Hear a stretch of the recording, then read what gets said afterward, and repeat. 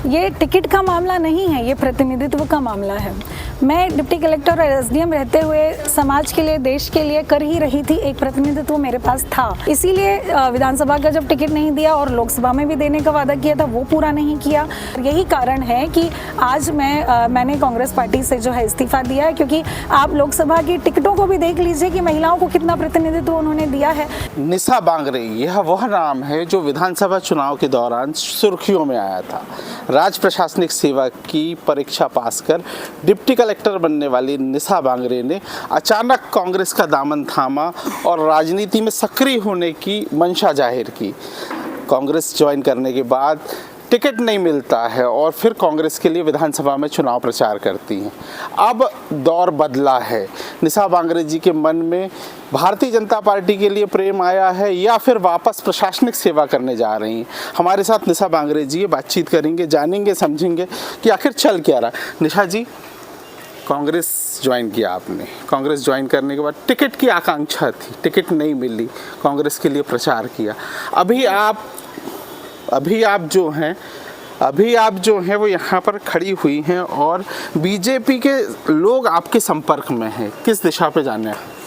देखिए, आप सब देख सकते हैं उस घटनाक्रम को। तो मैं ये कहना चाहूँगी कि ये टिकट का मामला नहीं है, ये प्रतिनिधित्व का मामला है।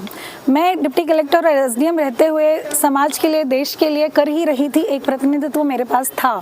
आपने कांग्रेस पार्टी ने वादा किया कि विधानसभा का टिकट देंगे, एक जो है प्रतिनिधित्व का अवसर देने का वादा किया, लेकिन उसको उन्होंने पूरा नहीं किया। इसीलिए विधानसभा का जब टिकट नहीं दिया और लोकसभा में भी देने का वादा किया था वो पूरा नहीं किया।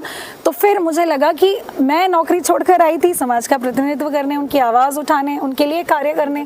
लेकिन कांग्रेस पार्टी के अंदर जो है ऐसी ताकतें हैं, ऐसे उनके गुटबाजी है और स्वार्थ है कि वो योग्य और ऊर्जावान लोगों को आगे बढ़ने नहीं देना चाहते, और इसीलिए उन्होंने मुझे विधानसभा का टिकट नहीं दिया, लोकसभा का टिकट नहीं दिया।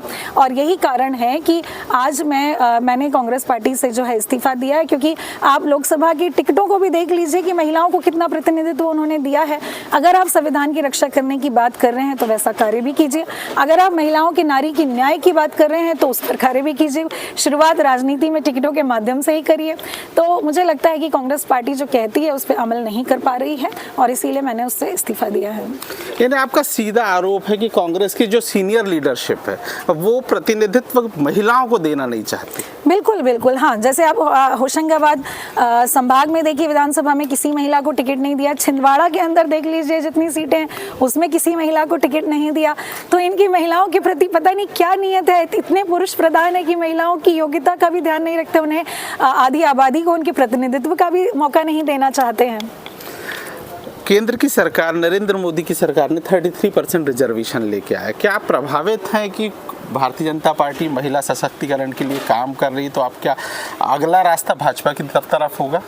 देखिए, महिलाओं को आगे आना ही चाहिए, क्योंकि आज बाबा साहब की जयंती भी है। उन्होंने हमेशा कहा है कि महिलाओं की प्रगति पर ही देश की प्रगति को भी नापा जा सकता है। तो निश्चित तौर पे महिलाओं को हर दिशा में, हर क्षेत्र में आगे आने की ज़रूरत है। और भाजपा अगर ये चाहती हैं और आगे आने वाले समय में जब वो इम्प्लीमेंट होगा, महिलाओं को भागीदारी मिलेगी तो वो सशक्त रूप से अपनी आवाज़ उठाएं, मैं यही चाहती हूँ। निशा बांगरे क्या बीजेपी ज्वाइन कर रही हैं या प्रशासनिक सेवा की तरफ आगे बढ़ रही हैं? मैंने तो नौकरी में वापस जाने का आवेदन परिवार के कहने पर दिया था। मेरी तो पर्सनल जो हमेशा दिलचस्पी रही है वो राजनीति में ही रही है, क्योंकि मुझे लगता है वही सशक्त माध्यम है सबसे। और अब तो आने वाला समय बताएगा कि जो मध्य प्रदेश की सरकार है वो मुझे नौकरी में वापस देने जैसा संवेदनशील कार्य कर पाती हैं, या जो भी अवसर मुझे मिलता है उस पर आने वाला समय। सांसद नकुलनाथ छिंदवाड़ा में इलेक्शन लड़ रहे हैं, उनके खिलाफ बंटी साहू चुनाव लड़ रहे हैं। क्या यहाँ पर आप भारतीय जनता पार्टी का प्रचार करेंगे? देखिए, अभी तक तो ऐसी कोई बात नहीं है। मैंने किसी पार्टी को अभी ज्वाइन नहीं किया है। तो अभी तो मैं अपनी बात रखने के लिए समाज के बीच में और लोगों के बीच में, महिलाओं के बीच में आई हूँ कि जो अन्याय और जो इनकी सोच है महिलाओं के प्रति वो लोगों को मालूम चले। Thank you. निशा बांगरे ने आज कांग्रेस पार्टी से इस्तीफा दिया है और वो लोकसभा चुनाव में अब कांग्रेस के लिए प्रचार नहीं करेंगी। अजय द्विवेदी, IBC 24, छिंदवाड़ा।